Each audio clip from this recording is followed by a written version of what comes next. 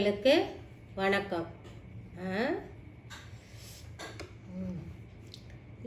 இப்பொழுது பேச போகிறது ஹையஸ்ட் ஸ்டேஜின்னு சொல்கிறாங்க இல்லையா, ஞானியோட பொதுவான குணம் எப்படி அவங்களுக்கு இருக்குது, அந்த குணங்களில் ஹையஸ்ட் ஸ்டேஜ் எப்படி வருது அப்படின்றது. இப்போ ஞானிகள் குணம் 4 வகையாக பிரிக்கிறாங்க. ஞானியை பொதுவாக 4 வகையாக பிரிக்கிறாங்க. 1 பிரம்மவித்து, 2 பிரம்மவரன், 3 பிரம்மவரியன், 4 பிரம்மவரிட்டன். அப்போ பிரம்மவித்து, பிரம்மவரன், பிரம்மவரியன், பிரம்மவரிட்டன் இவர்களுக்குள் ஞானத்தில் பேதமில்லை. ஆனால் 4 அடைந்திருக்கும் வழிமுறைகள் ஒவ்வொரு விதமாக இருக்கும். ஞானத்தை உணர்ந்துக்கிற ஞானம் பேதம் கிடையாது. இவங்களும் சாமியை தான் வணங்குறாங்க, இவங்களும் சாமியை தான் வணங்குறாங்க, பிரம்மத்தை உணர்றாங்க. ஆனாலும் வழிமுறைகள் வேறு வேறு வழிமுறைகள் வகுத்து வச்சுருக்காங்க. இவர்களில் மனதிற்கு தக்கவாறு அனுபவிக்கும் ஞான சுகத்திற்கு தக்கவாறும் மனசுக்கு தக்கவாறும் அனுபவிக்கும் ஞான வித்தியாசங்கள் எதுவோ அதுதான் ஞான வித்தியாசங்கள் எதுவோ அதுதான் அவங்களுக்குள்ளேயே உள்ள பேதம். அதாவது பிரம்மவித்து, பிரம்மவரன், பிரம்மவரியன், பிரம்மவரிட்டன் இவங்களுக்கு எல்லாருக்குமே ஞானம் இருக்குது. ஆனால் இப்போ நடக்கிற அந்த அனுபவத்தில் அவங்களுக்கு வித்தியாசம் இருக்குது. இப்போ உதாரணமாக ஞானத்தை அடைய அகவல் கொண்டு சரித்திர விசாரணை கொண்டு தன்னை அறிந்து ஞானியாக தெரிந்தவர்கள் பிறகு லௌகீக விஷயத்தில் யாவற்றையும் நழுவ விட்டு எல்லாவற்றையும் துறந்து ஞானானந்த அனுபவத்தில் இருப்பார்கள். அப்பால் அதுபோல இருக்கிறவங்களுக்கு அவர்களுக்கு நேரும் விஷயங்கள் யாவும் பிராரப்த அனுபவமே ஆகும். இந்த அவர்கள் மனநாட்டமின்றி அனுபவித்து அந்த ஞானத்தை கழிப்பாங்க. மனநாட்டமின்றியே அனுபவித்தே கழிப்பாங்களாம்.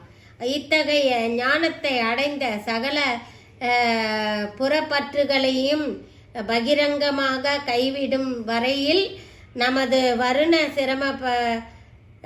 சிரமத குருமா மத இது கைவிடுவாங்க. காரியங்களை வழுவாது செய்து விடுவார்கள். அதாவது சரியை, கிரியை, ஞானம்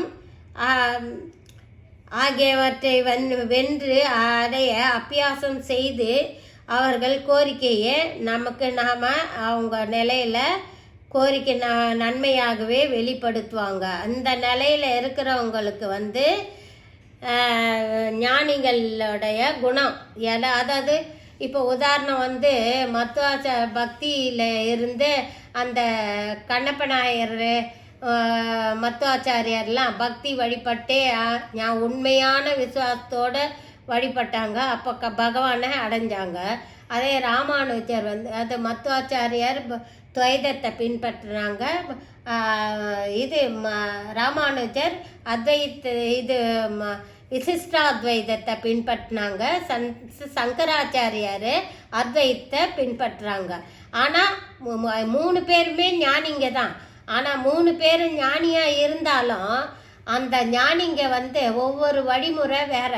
இப்போ மத்துவாச்சாரியார் எப்படி வழிமுறைப்படுத்தினாருன்றத ஒரு தனி ஹிஸ்ட்ரி, ராமானுஜர் தனி ஹிஸ்ட்ரி, விசிஷ்டாத்வைதம் தனி ஹிஸ்ட்ரி, அத்வைதம் ஞான மார்க்கத்தை போதிக்கிறாங்க. அது மாதிரி 3 விதத்துலேயும் அவங்க இல்லறத்தில் இருந்துக்குன்னு செய்கிறாங்க. அப்போ இல்லறத்தில் ஒரு ஞானி சாட்சியாக பிரம்மத்தை நோக்கி கொண்டு இருந்தாலும் வேடதாரியை போல் உள்ளடக்கி உலகத்தில் நடந்துக்கின்னு இருப்பாங்க. உலகத்தை ஒட்டி வாழ்வாங்க. அதாவது இவ்வளோ நாள் நம்ம உபதேசம் வாங்கணும்னு வெளியே காட்டிக்காமையே உலகத்தை ஒட்டி அவங்களுக்கு ஏற்ற மாதிரி சாதாரணமாக நம்ம வாழ்க்கை நடத்தலையா, அந்த மாதிரி தெரியாமல் வாழ்ந்துக்கின்னு இருப்பாங்க. எப்பொழுது இச்சை, கோபம், துயரம் முதலிய அவங்க மனசுலேருந்து எழுதோ அதாவது தோன்றுதோ அதை வந்து பெரும்பாலும் அவங்க மனசில் ஆசாபாசம்லாம் வந்தால் கூட மிகுதியாக செயல்பட மாட்டாங்க. இப்போ பிடிச்சி கம்பல் பண்ணி பிடிச்சி கல்யாணம் பண்ணாங்கல்ல, யாரோ ஒருத்தரை கம்பல் பண்ணி முடித்து சன்னியாசியை கல்யாணம் பண்ணுறாங்கன்னு வச்சுக்கோ, அவங்க ஆசையில் வராது அப்படின்றது அந்த பெரும்பாலும் உதயமாகாது. ஒடுக்க நிலையிலேயே இருந்து பழகிட்டவங்க அவங்களுக்கு வந்து மறுகணமே அதை நசித்து போக செய்யலாம், அதை வந்து ஒடுக்க செய்யலாம். அப்படியாப்பட்டவங்க உதாரணம் தாமரையில் தண்ணியில் இருந்ததுன்னா அதில் ஒட்டாமல் இருக்குது இல்லையா, அந்த மாதிரி வாழ்வாங்க. அந்த மாதிரி வாழ்க்கை நடத்துகிறவன் இந்த ஞானத்தை அடைந்தாலும் பூர்வ கர்மான்னு ஒன்று இருக்குது இல்லையா, அதன் பலனாக பிராரத்த போகத்தை புசித்தே தீர வேண்டும். அவன் வந்து அடைஞ்சு அந்த கர்மாவை அனுபவிச்சே ஆக வேண்டும். அந்த ஞானம் அஞ்ஞானத்திலாவது ராகம் துவேஷம் குணம் முக்குணங்கள், அதாவது கோபதாப குணம் ரஜோகுணம் தமோ குணம்ன்ற மாதிரி இந்த ஒரு காரியத்தை செய்யும்போது எந்த துன்பப்பட்டு ஒரு காரியத்தையும் செய்ய மாட்டான். அந்த கோபதாபம் எல்லாத்தையும் குணங்களிலாவது துன்பப்பட்டு ஒரு காரியத்தை செய்ய மாட்டான். அதாவது ஒரு வீட்டில் கஷ்டம் வருதுன்னு வச்சுக்க, உடனே அவன் அனாவசியமாக தீட்ட மாட்டான், யாரையும் துன்பப்படுத்த மாட்டான். அதே நேரத்தில் அவங்களாண்ட வந்து ரொம்ப வெளி காட்டிக்கவும் மாட்டான், நான் வந்து துன்பம் அடைஞ்சிருக்கிறேன்ட்டு வெளி காட்டிக்க மாட்டான். அந்த மாதிரி குணங்களை வெளிப்படுத்த மாட்டான். அவனுடைய காரியங்கள் எல்லாம் பிராரத்தத்தினாலே நடைபெறும். கம்முனி இருந்தே ஆட்டோமேட்டிக்காக அதுவாக நடக்கும். காரியங்கள் அந்த பிராரத்தத்தினால நடக்கும். இது வந்து இதை இப்போ நம்ம கூட அகெயின்ஸ்டாக கல்யாணம் பண்ணி வச்சா கூட அகெயின்ஸ்டாக எதனா செயல்படுவாங்களா? செயல்பட மாட்டாங்க. அதுவே அந்த கர்மாவினை முடிகிற வரலாம் அது இருக்கணும். அதுக்கப்புறம் அந்த பிராரத்தை அனுபவித்தோன்னா அது விட்டு விலகிடும். அதுதான் ரூல்ஸு.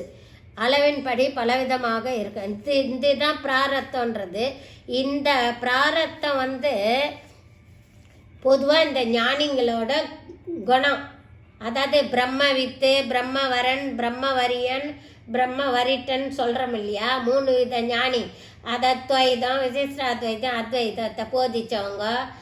அந்த மாதிரி ஞானிகள் நிலை வந்து ஒரு ஞானி உருவாகிறதுக்கு 4 நிலை இருக்குது இல்லையா, அந்த ஆளுங்களுக்கெல்லாம் இந்த மாதிரி பிராரத்தை அனுபவிக்கிறவரெல்லாம் அனுபவிப்பாங்க. பிராரத்தம் முடிஞ்ச உடனே ஆட்டோமேட்டிக்காக அவங்க எஸ்கேப்டு ஃப்ரம் த மாயா, அதிலேருந்து விலகி வந்துடுவாங்க. இப்போ ஒவ்வொரு ஞானியை பற்றி இப்போ சொல்லணும். பிரம்ம வித்துன்னா யார்? பிரம்ம வித்துன்னா தாமரை இலை தண்ணியில் ஒட்டாமல் இருக்குது. அந்த மாதிரி குடும்பத்தில் கல்யாணம் பண்ணிக்கின்னு குழந்தை குட்டியை பெற்றுக்கின்னு இல்லறத்தில் தர்மத்தோட நீதி நியாயத்தோட நேர்மையாக செயல்பட்டு வழிபடுறவன் எவனோ அவன் பிரம்ம வித்து அப்படின்னு சொல்கிறோம். இந்த பிரம்ம வித்து எனப்படுவன் மற்ற 3 பேரையும் விட இல்லறம் நீத்து துறவிகளாய் இருந்தால் இல்லறத்திலேயே துறவரமாக வாழ்ந்து காட்டுவான் அந்த இல்லற ஞானி. அப்போ கிரகஸ்தன், அவனுக்கு பேர் கிரகஸ்தன். அப்போ பிரம்மவரன் தேச சஞ்சார நிமித்தம் பிராரத்தம் வசத்தால் சமாதி நிலையில் நின்று பகிர்முகப்பட்டு அவசியமாக வேண்டி உணவாதிகளை அந்நியரிடம் கேட்டு அதை வாங்கி சாப்பிடுவான். அவனுக்கு பிரம்ம இப்போ இவன் அவங்களே சமைச்சு சாப்பிட்றாங்க, அவங்க கிரகஸ்தன். இப்போ அவனுக்கு பேர் பிரம்ம வித்துன்னு சொல்கிறான். அவன் ஏன்னா இப்போ குழந்தை குட்டியோட குடும்பத்தோட வாழறான். அவன் பிரம்மவித்து எப்படி வாழறான்? தாமரையில் ஜகத்தோட கூடி வாழ்வான் இல்லையா, அதை ஒன்று ஞாபகம் வச்சுக்கணும். பிரம்ம வரன்றவன் தேச சஞ்சாரத்தில் சஞ்சாரம் பண்ணிக்கின்னு சுற்றி எல்லா பூஜை புனஸ்காரம் பண்ணிட்டு அவன் சாப்பாடு யாருன்னா கொடுத்தா சாப்பிடுவான், கொடுத்து இல்லைன்னா கம்னு வந்துடுவான். அப்படி வரவன் பிரம்மவரன். பிரம்மவரியன் அந்நியர் வலியை கொடுத்தாலும் வாங்கி உண்ண மாட்டான். அப்படிப்பட்டவன் பிரம்மவரியன். யார் கொடுத்தாலும் வாங்கி சாப்பிட மாட்டான், அபவரியன். பிரம்மவரிட்டன் தானும் கேட்கவும் மாட்டான், அந்நியர் கொடுத்தாலும் வாங்கி புசிக்க மாட்டான். பகிர்முகப்படாமலே சதா சமாதி நிலையில் இருந்து அந்த நிஷ்டையிலேயே இருந்து மோட்சம் அடைவான். அது பிரம்ம வரிட்டன். அப்போ இதுக்கு உதாரணம் ஓங்காரசாமி. பிரம்ம வரியன்றது அம்சானந்த சாமி. அந்நியர் கொடுத்தாலும் வாங்க சாப்பிட மாட்டாங்க, யார் கொடுத்தாலும் வாங்கி சாப்பிடாம அவர் பாட்டுன்னு இருப்பார், தியான நிலையிலேயே இருந்தார். இது பிரம்மவரன். தேச சஞ்சார நிமித்தம் பிராரத்த வசத்தால் சமாதி நிலையே என்று முகப்பட்டு அவசியமாக வேண்டி உணவாதிகளே அந்நியர் கேட்டு வாங்கி உண்பார் பிரம்மவரன். ஆக மொத்த அதான் சப்ஜெக்டு. அதாவது ஞானிங்க 3 பக்தியிலையும் இருக்கிறாங்க, விசிஷ்டாத்வைதத்துலேயும் இருக்கிறாங்க, அத்வைத்தலையும் இருக்கிறாங்க. பக்தியை துவைதம் சொல்கிறாங்க. இந்த 3 வித ஞானிகளையும் எப்படி எப்படி இருக்கிறாங்கன்னா பிரம்மவித்து, பிரம்மவரியன், பிரம்மவரிட்டன், பிரம்மவரன் அப்படின்னு சொல்லிட்டு 4 நிலைகளில் இருக்கிறாங்க. அதுதான் இந்த ஞானியோட நிலை. ஜெயவோம்.